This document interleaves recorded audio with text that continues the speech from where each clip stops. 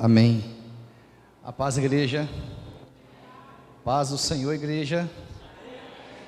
Glória a Deus. Que bom estarmos aqui, mais um domingo, para aprendermos de Deus. Eu gostaria que você mais uma vez desse uma olhada aí para o seu irmão, que está à sua direita, à sua esquerda, e dissesse assim para ele: que bom que você veio à casa do Senhor. Diga: que bom que você veio à casa do Senhor. Ontem nós tivemos o churrasco dos homens, foi uma bênção. Estou cheio até agora de tanto que eu comi. No final teve um pudim que marcou a história. Diga aí, pastor Elton. Glória a Deus. Pudim, era pudim de alguma coisa, mas estava gostoso demais.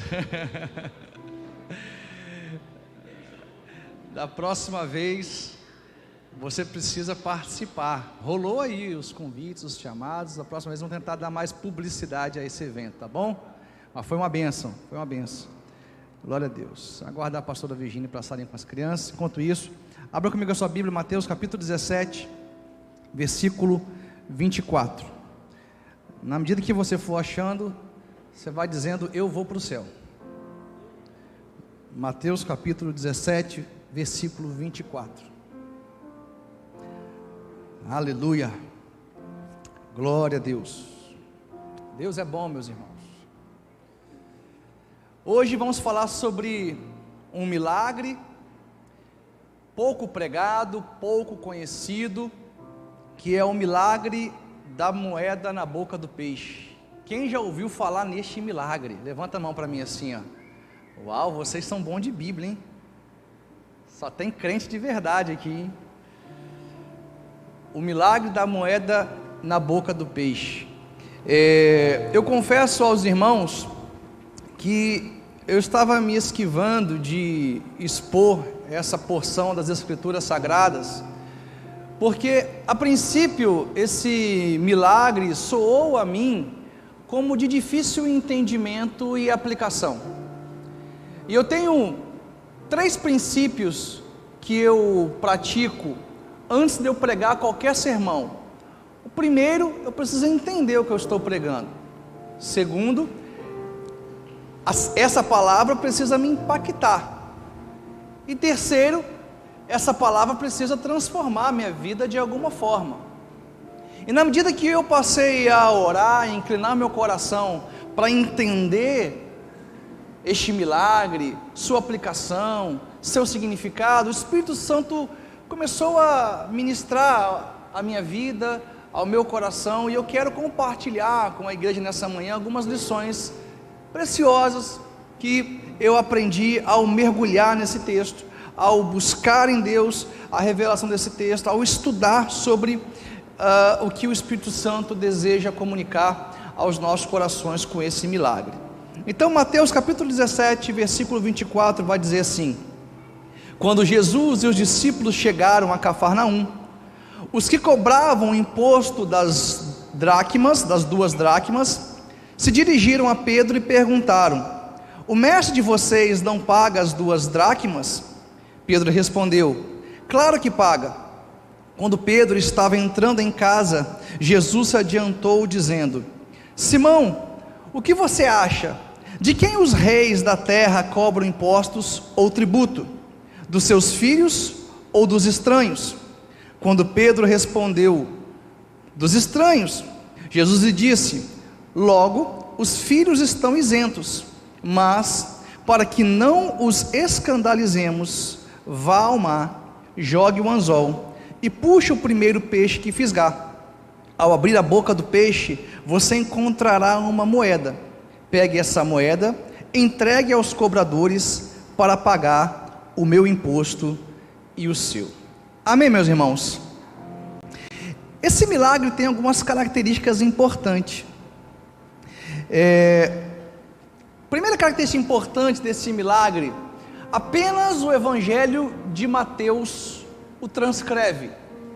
Só temos relato desse Evangelho, desse milagre, no Evangelho de Mateus. Os outros textos sinóticos, que são aqueles textos no mesmo panorama se correspondem, Os textos sinóticos são Mateus, Marcos e Lucas. Não há relato deles nos textos sinóticos. Apenas Mateus faz menção a este milagre. Segunda característica importante desse texto é que é o único milagre que Jesus realizou que envolve dinheiro. É o único milagre que Jesus realizou que envolve recursos financeiros propriamente dito. Porque, meus irmãos, Deus não tem nenhum problema com o dinheiro. Quantos podem dizer amém? Deus não tem nenhum problema em realizar milagres nas nossas economias, em realizar milagre na nossa vida financeira, porque o problema não é o dinheiro, o problema é o amor ao dinheiro. É o amor ao dinheiro que é a raiz de todos os males. Jesus, ele havia curado diversas enfermidades, paralíticos, coxos, cegos, mas aqui ele também está fazendo um milagre que envolve dinheiro. E a terceira característica importante deste milagre é que não existe na Bíblia, não há no Evangelho de Mateus o relato da conclusão desse milagre. Não há a menção da consumação desse milagre. Porque a história do milagre termina com Jesus dando uma orientação a Pedro: Pedro, para que você possa pagar o meu imposto e o seu, você vai até o mar, vai jogar o anzol, o primeiro peixe que você pegar, você vai abrir a boca dele, lá vai estar uma moeda, e com essa moeda você vai pagar o meu imposto e o seu. E a história acaba assim. Não tem em Mateus capítulo 17, verso 28. A dinâmica desse milagre é totalmente diferente com a narrativa que foi construída ao longo dos evangelhos dos outros milagres. Porque em tese o que tinha que estar escrito aqui era ter um versículo 28, versículo seguinte, onde estaria escrito assim: então Pedro se levantou, foi ao mar, pegou o seu anzol, jogou no mar, pegou o primeiro peixe, abriu a boca do peixe, encontrou ali uma moeda e foi lá e pagou o imposto. Mas não tem esse versículo. Pastor, como nós podemos ter certeza então que esse milagre aconteceu se não há o registro da consumação, da conclusão dele? Sabe por quê, irmãos? Porque se Jesus disse que iria acontecer, então aconteceu. Nenhuma das suas maravilhosas e bondosas promessas deixaram de se cumprir. Nós temos elementos suficientes para crer que esse milagre aconteceu, porque uma palavra foi liberada, porque Jesus disse que iria acontecer, e se Ele disse, nós podemos crer, o milagre aconteceu. Irmãos, aqui nós temos uma primeira lição importante. O que nos conecta aos milagres de Deus é a confiança que temos em Sua palavra. O que nos conecta ao milagre, à provisão de Deus, é o valor que atribuímos à palavra de Deus, é diretamente proporcional. Quanto mais você confia na palavra que sai da boca de Deus, mais você vive num ambiente de milagre. Quanto mais você valoriza a palavra de Deus, e você busca estudar, compreender, você busca mergulhar nas verdades do Senhor, quanto mais você tem essa prática, essa atitude, mais você está conectado com a provisão do Senhor. Então, por mais que não haja no texto a conclusão do milagre, nós temos elementos suficientes para crer que o milagre aconteceu. Quantos podem dizer glória a Deus? Essa é a primeira lição que nós podemos aprender nesse milagre. Agora ouça, eu gostaria de explicar um pouquinho acerca desse imposto. Que imposto é esse que está sendo cobrado de Jesus? Ouça, nós não podemos confundir aqui o imposto de Roma, que era pago a Roma, com esse imposto. É bem verdade que nesse tempo Israel estava sob a jurisdição de Roma, e Roma estabeleceu muitos impostos pesados para o povo judeu. Esses impostos pesados, elevados, que custavam muito para o povo, foi motivo de muitas revoltas contra o Império Romano. Vira e mexe, eclodia uma revolta em virtude desses impostos que Roma cobrava do povo. Agora, esse imposto aqui não é o imposto pago a Roma, esse imposto aqui era o imposto do templo. Quem estabeleceu esse imposto aqui não foi César, não foi o Império Romano. Quem estabeleceu esse imposto foi o próprio Deus. Nós encontramos isso em Êxodo capítulo 30, do verso 11 em seguinte. Quando Deus ele estabelece esse imposto do templo, ele tinha a finalidade de prover a manutenção do templo. E esse imposto também era um memorial de um grande milagre que Deus havia feito na vida do povo, onde Deus tirou o povo da escravidão do Egito. Por isso esse imposto também era conhecido como o imposto da expiação. Eles deveriam se lembrar, ao pagar esse imposto do templo, de que Deus havia livrado seu povo das mãos de Faraó. Esse imposto era o imposto que todo homem a partir de 20 anos de idade deveria pagar. E qual era o valor desse imposto? 2 dracmas, diga 2 dracmas. 1 dracma era o salário mínimo do dia. Cada pessoa que trabalhava no dia, o salário mínimo daquele trabalho no dia era 1 dracma. Ou seja, esse imposto do templo era 2 dias de salário mínimo, de um dia trabalhado. A Bíblia vai dizer que este imposto, a primeira vez que ele foi coletado, ele foi usado para construir as bases de prata, onde foram colocadas as colunas do templo e do tabernáculo. E por que eu estou fazendo questão, irmãos, de explicar a natureza desse imposto? Porque se a gente não entender a natureza desse imposto, nós não vamos compreender o porquê da pergunta de Jesus a Pedro. Porque quando Pedro foi cobrado no que tange ao pagamento desse imposto, Pedro ele entra dentro de casa e ele encontra Jesus. E Jesus faz uma pergunta para Pedro: Pedro, a quem os reis cobram imposto ou tributo? Aos filhos ou aos alheios? Olha a pergunta de Jesus: Pedro, a quem os reis cobram tributo ou imposto? Aos filhos ou aos alheios? E Pedro vai responder: aos alheios. Jesus estava querendo gerar uma reflexão em Pedro. Qual era a reflexão? Jesus estava dizendo o seguinte: Pedro, entenda, eu sou divino, eu sou o filho do rei, e se eu sou o filho do rei, logo eu estou isento de pagar este imposto.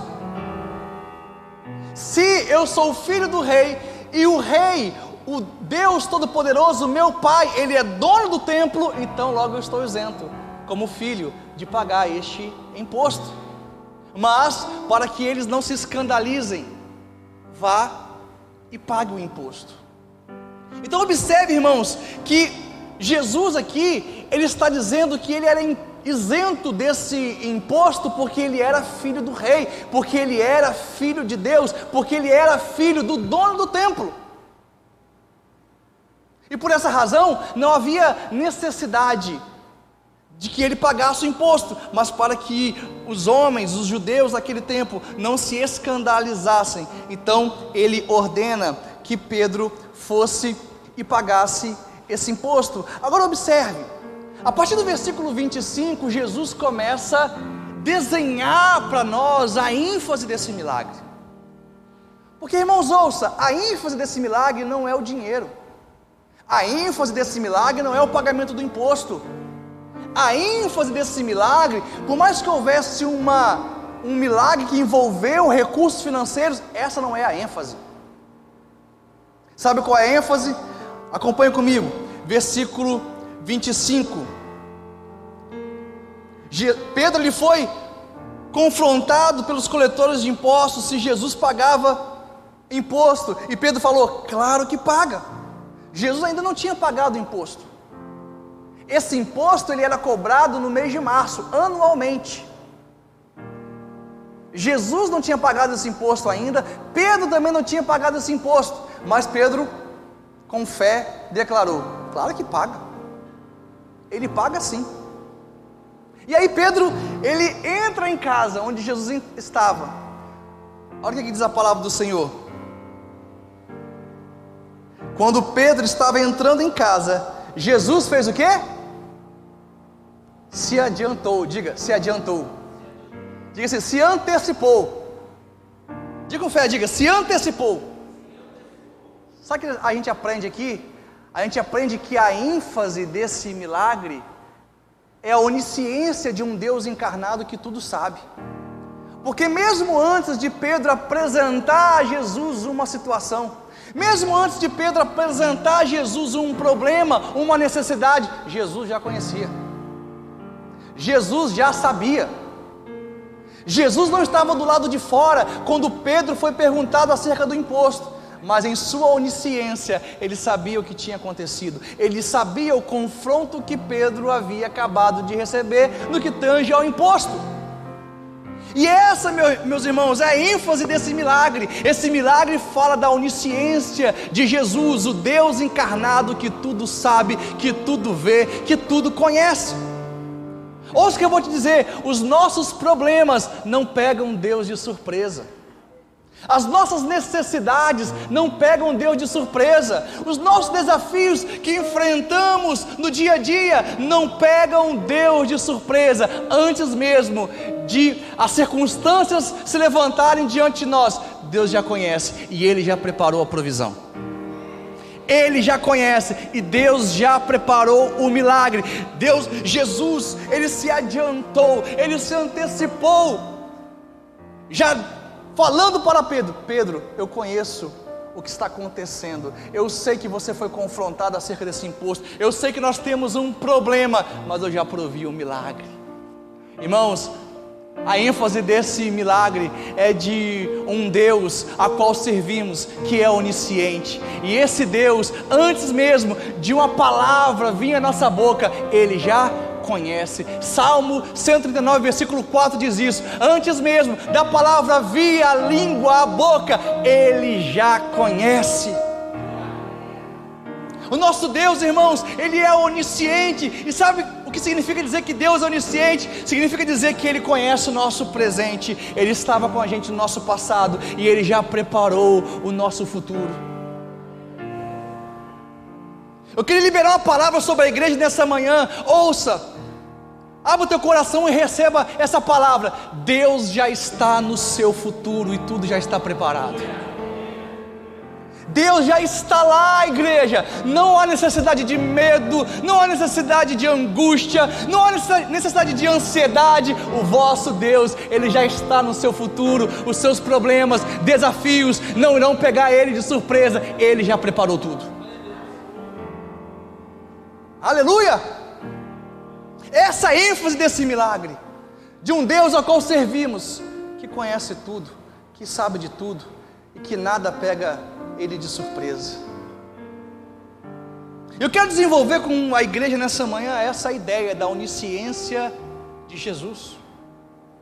Abra comigo a sua Bíblia em João capítulo 6, verso 5. João capítulo 6, verso 5. Então Jesus, erguendo os olhos e vendo que uma grande multidão se aproximava, disse a Filipe: onde compraremos pão para lhes dar de comer? Mas Jesus dizia isso para testá-lo, porque sabia o que estava para fazer. Ouça, irmãos, uma multidão seguia Jesus. Jesus havia curado essa multidão, milagres tremendos, maravilhosos, aos quais estamos estudando aqui nessa série. E o que me chama a atenção aqui, o detalhe do que estamos lendo, é que essa multidão não pediu pão para comer. Essa multidão em nenhum momento falou bem assim: Jesus, nós estamos com fome. Jesus, nós temos necessidade de nos alimentar. Essa multidão não vai até Jesus e apresentar esse pedido. Mas Jesus, já sabendo de uma necessidade que iria surgir, Jesus, já conhecendo de uma necessidade que iria alcançar aquela multidão, Ele já de antemão preparou e entregou a provisão. Porque é assim que Deus faz, irmãos. Deus, Ele já conhece o que nós vamos viver, os desafios que iremos enfrentar, e Ele já liberou milagres sobre nossas vidas. Aleluia! A palavra do Senhor diz que nem olhos viram, nem ouvidos ouviram, nem jamais penetrou no coração do homem aquilo que o Senhor tem preparado para aqueles que o amam. Irmãos, já está tudo pronto, preparado. O nosso Deus é o Senhor da história, Ele é o Senhor do tempo, nada pegará Ele de surpresa. Então eu quero que você receba essa palavra nessa manhã e você saia daqui com essa convicção: Deus já está no meu futuro. Diga isso: Deus já está no meu futuro. Diga assim: Deus já preparou tudo. Amém? Ele já preparou tudo. Não precisamos viver com medo, ansiosos. Como será o meu futuro? Deus já preparou tudo. A palavra do Senhor diz, Efésios capítulo 1, verso 3, que Deus já nos abençoou com toda a sorte de bênçãos espirituais nas regiões celestiais. Irmãos, nós já somos abençoados, já está tudo pronto, preparado. Nós temos que viver nessa terra, nessa expectativa: eu tenho um Deus que cuida de mim. O Espírito Santo tem ministrado isso ao meu coração. Diego, fica tranquilo. Diego, fica calmo. Eu já estou no teu futuro. Eu já estou no seu futuro. Nosso Deus, irmãos, é onisciente. Ele já está lá. Seu milagre já está preparado. Nós temos que apenas crer, confiar na palavra dele. Quantos podem dizer glória a Deus? Então, em sua onisciência, Deus ele já está em nosso futuro, mas também Ele estava no nosso passado. João capítulo 1, verso 44, vamos ler. João capítulo 1, verso 44. Esse Filipe era de Betsaida, cidade de André e de Pedro. Filipe encontrou Natanael e lhe disse: achamos aquele de quem Moisés escreveu na lei e a quem se referiram os profetas, Jesus, o Nazareno, filho de José. Então Natanael perguntou: de Nazaré pode sair alguma coisa boa? Filipe respondeu: venha ver. Jesus viu Natanael se aproximar e disse a respeito dele: eis um verdadeiro israelita, em quem não existe fingimento algum. Natanael perguntou a Jesus: de onde o Senhor me conhece? Jesus respondeu: antes de Filipe chamá-lo, eu já tinha visto você debaixo da figueira. Então Natanael exclamou: mestre, o Senhor é o Filho de Deus, o Senhor é o Rei de Israel. Ouça, irmãos, antes de Filipe chamar Natanael, Jesus já o tinha visto debaixo da figueira. Eu sempre achei curioso essa declaração de Jesus e a resposta que Natanael deu ao ouvir essa palavra de conhecimento. Aqui nós estamos diante de uma palavra de conhecimento. Jesus não estava onde Natanael estava, mas antes de Filipe chamá-lo, Jesus viu Natanael debaixo da figueira. E quando Jesus disse isso, falando de algo que havia acontecido no passado de Natanael, Natanael se levantou e falou: o Senhor realmente é o Filho de Deus, o Senhor realmente é o Messias esperado. E Natanael mudou a vida dele por causa dessa palavra onisciente de Jesus. Agora ouça o que eu vou te dizer.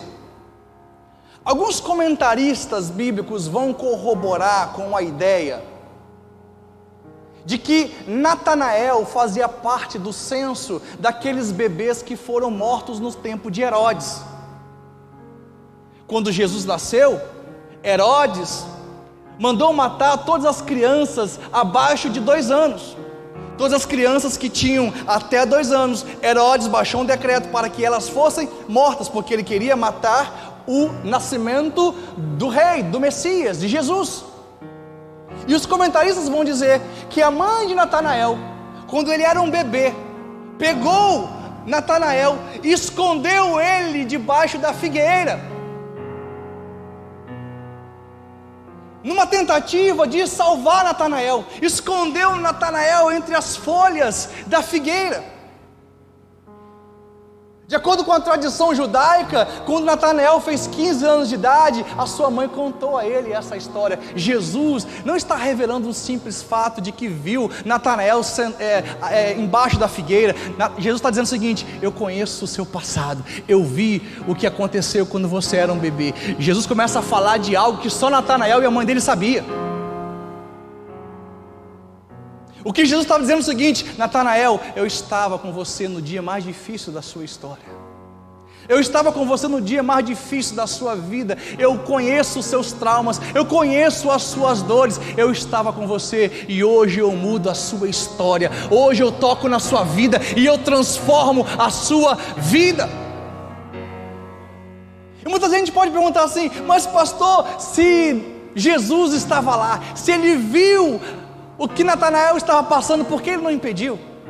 Essa é a pergunta que muita gente faz. Se Deus sabe de tudo que eu vivi, se Ele estava comigo naquele momento, por que Ele permitiu? Porque existe, meus irmãos, um efeito pedagógico na dor. É a partir da dor que nasce uma vocação. É a partir da dor que nasce um ministério. Uma das coisas que eu tenho mais alegria em ser usado por Deus é ser usado para ser um canal de cura para a alma, para as emoções das pessoas. Sabe por quê? Porque lá atrás eu fui ferido, eu fui machucado, lá atrás eu fui abandonado, rejeitado pelo meu pai, mas o Senhor me restaurou e hoje eu tenho um ministério que é de curar pessoas. Porque é de uma dor que nasce uma vocação, um chamado. Nós temos que compreender, meus irmãos, a onisciência de Deus nesse aspecto. Não cabe a nós ficarmos perguntando, como eu já vi muitas pessoas perguntando: mas e se Adão não tivesse pecado? Irmãos, a Bíblia não fala sobre isso. Vamos nos ater ao que a palavra de Deus nos ensina, declara. E o que a palavra está nos dizendo é o seguinte: que o nosso Deus, Ele é onisciente. Ele estava conosco no dia de dor, no dia da dificuldade, no dia do nosso trauma. Ele estava conosco, Ele estava ali. E hoje Ele está nos fazendo um convite para restaurar a nossa vida, a nossa história. Jesus, Ele olha para Natanael e fala: Natanael, eu ouvi o que você passou. E eu sinto o impacto no meu coração. Eu quero liberar essa palavra sobre a igreja. O Senhor estava com você no dia mais difícil da sua vida. Ele é onisciente, Ele sabe de tudo. Mas Ele te trouxe aqui para você ouvir uma palavra hoje. Eu sou aquele que muda a sua história. Eu sou aquele que sara a sua dor. Como você pode dizer glória a Deus? Natanael, quando ouve essa palavra de conhecimento, ele se levanta e fala: Tu és o Messias, Tu és o Filho de Deus.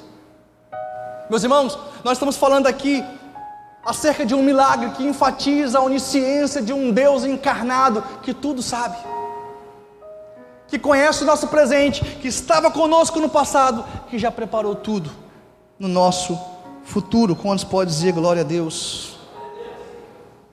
E aí nós chegamos no milagre em si. O milagre começa a ser descrito no versículo 27. Jesus fala assim: Pedro, você vai até o mar da Galileia, você vai pegar um anzol, você vai dar um jeito de encontrar um anzol, você vai lançar esse anzol na água, e o primeiro peixe que você pegar, você vai abrir a boca dele, ele vai ter uma moeda, um starter. Um starter correspondia a 4 dracmas, ou seja, tinha valor suficiente para pagar o imposto de Jesus e o imposto de Pedro, porque o imposto do templo era 2 dracmas. Você vai pegar esse starter e você vai pagar o imposto. Ouça, irmãos, a primeira coisa que me chama a atenção aqui nesse milagre, sabe o que é? É que Pedro, ele estava preso a uma direção de Jesus. Para que o milagre acontecesse, Pedro deveria ser obediente à direção de Jesus. Porque, irmãos, tem milagre que só acontece na nossa vida se nós estivermos na obediência, vivendo na direção do Senhor. O que o Senhor quer para a minha vida?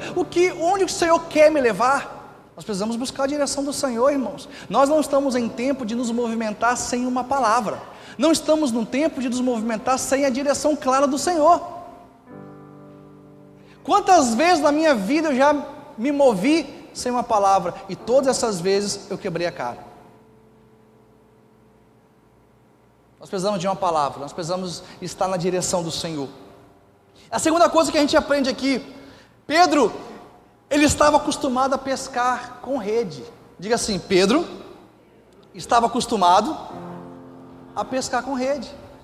Mas Jesus pediu para Pedro pescar como? Com anzol.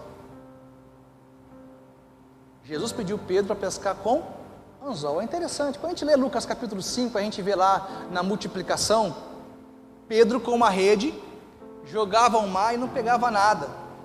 Depois Jesus deu uma palavra para ele, debaixo dessa palavra ele joga novamente a rede e ele pega muitos peixes.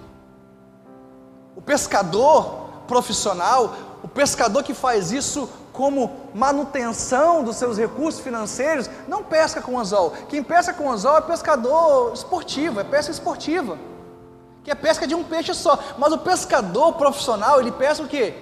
Com rede. Por quê?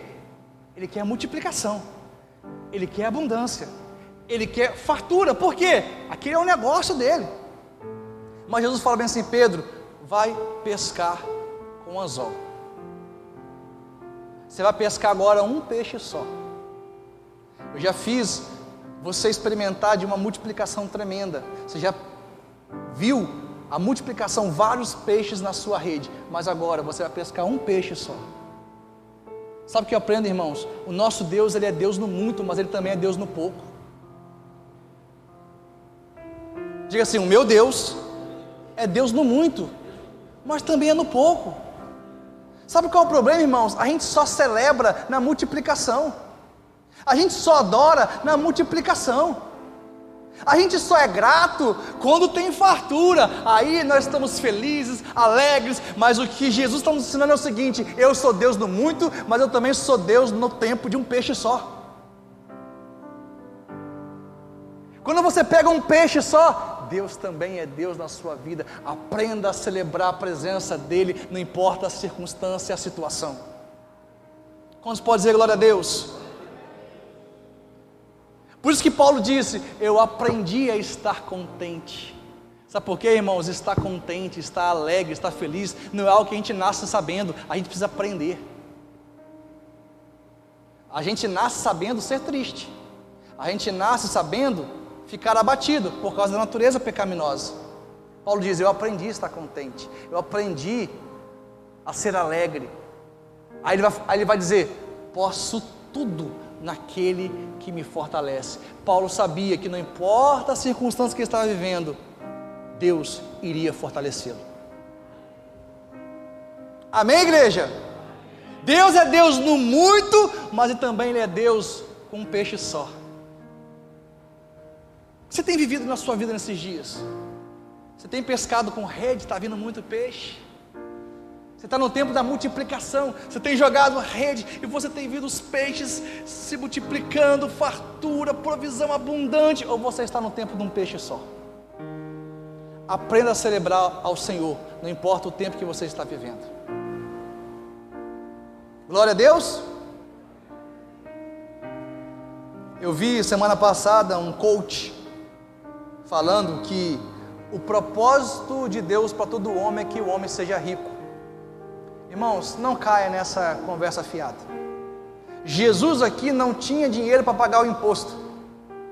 Pedro não tinha dinheiro para pagar o imposto. Que história é essa de que todo homem na terra tem um propósito de ser rico? Não, irmãos, esse não é o propósito de todo homem. Não importa se estamos vivendo na abundância, não importa se estamos vivendo em um tempo de dificuldade, o nosso Deus continua sendo o nosso Deus, no muito ou no pouco. Pedro estava acostumado a pescar na rede, na abundância, mas agora Jesus estava ensinando ele a glorificar num peixe só. De repente você está vivendo no tempo de um peixe só. Glorifica ao Senhor, sabe por quê? Quem é fiel no pouco, sobre muito, o Senhor coloca. Quantos podem dizer glória a Deus? Quem é fiel no peixe só, vai pescar de rede amanhã. Eu quero profetizar isso na sua vida. Seja fiel no peixe só. Deus tem uma rede preparada para você, e você vai jogar ao mar, e vai vir multiplicação, abundância. Recebe essa palavra em nome de Jesus, porque eu estou liberando sobre a sua vida nessa manhã. Eu estou liberando essa palavra na sua vida. Seja fiel no peixe só. Deus tem uma rede preparada para você. Você vai lançar o mar, e você vai usufruir de uma abundância poderosa na presença do teu Pai.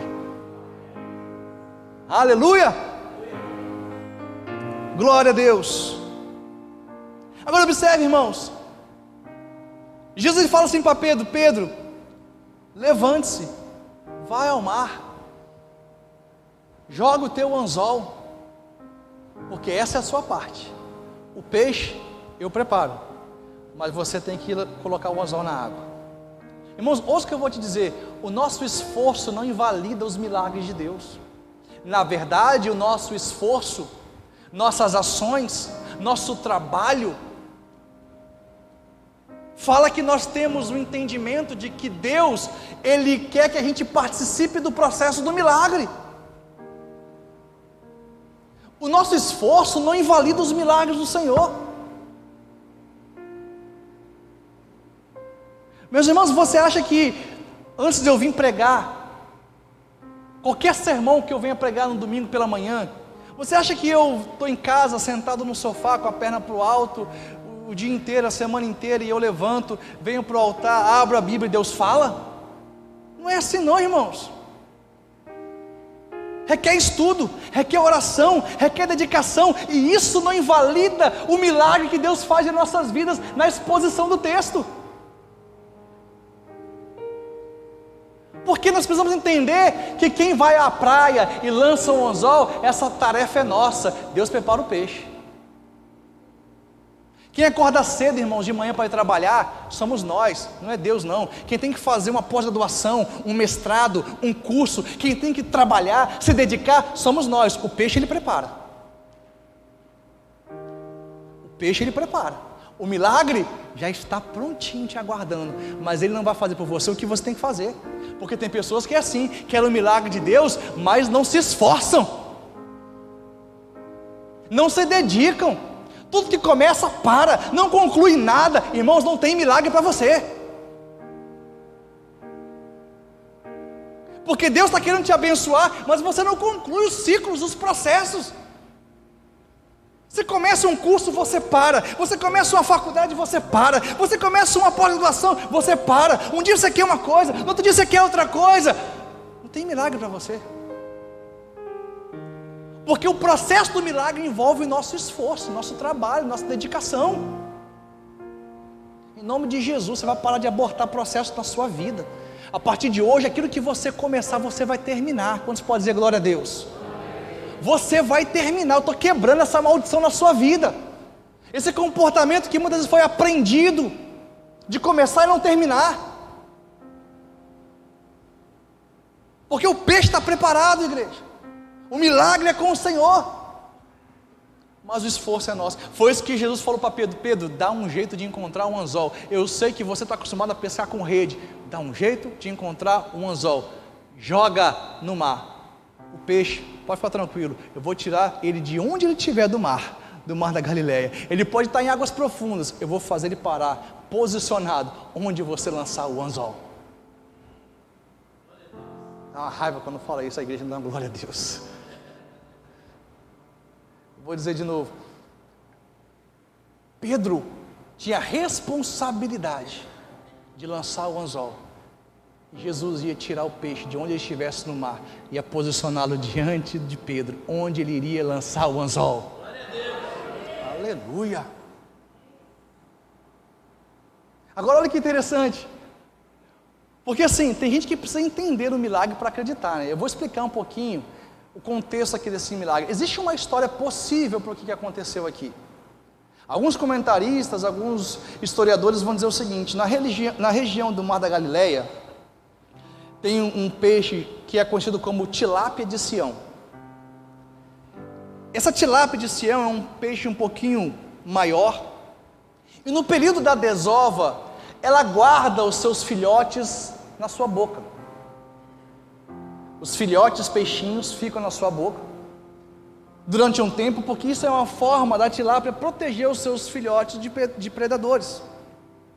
E no tempo oportuno, de acordo com a inteligência de Deus que foi dada aos animais, a tilápia abre a boca e os filhotinhos vão viver a sua vida. E aí o que acontece?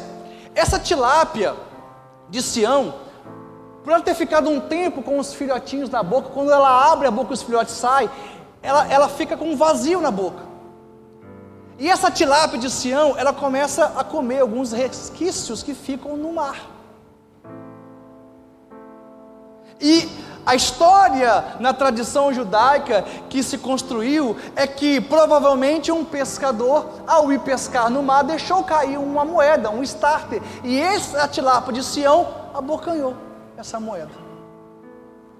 Jesus sabia que essa tilápia tinha abocanhado essa moeda.